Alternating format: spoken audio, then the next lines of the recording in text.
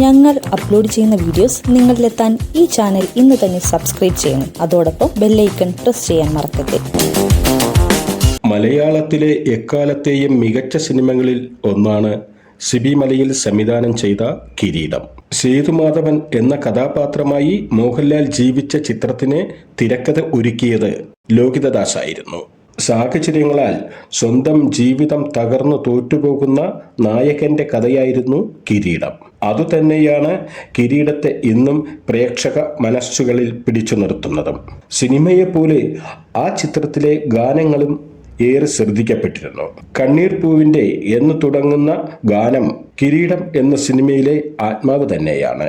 എന്നാൽ സിനിമകളിൽ പാട്ട് ഉൾപ്പെടുത്തുന്നതിൽ ആദ്യമൊന്നും തനിക്ക് താല്പര്യം ഇല്ലായിരുന്നുവെന്നും അതിന് പിന്നിലെ യുക്തി തനിക്ക് മനസ്സിലായില്ല എന്നും സിബി മലയിൽ പറയുന്നു. ആ ചിന്തയിൽ മാറ്റം വരുന്നത് കിരീടത്തിലെ പാട്ടിലൂടെയാണെന്നും ആ ഗാനം ഒഴിവാക്കിയാൽ സിനിമ അപൂർണമായി പോകുമെന്നും സിബി മലയിൽ പറഞ്ഞു. ഏറെ ആസ്വദിച്ചാണ് ഞാൻ ആ പാട്ടിന്റെ രംഗങ്ങൾ ചിത്രീകരിച്ചത്. കിരീടം എന്നെ പാട്ടിലേക്ക് വലിച്ചടുപ്പിക്കുകയായിരുന്നുവെന്ന് സിബി മലയിൽ പറഞ്ഞു.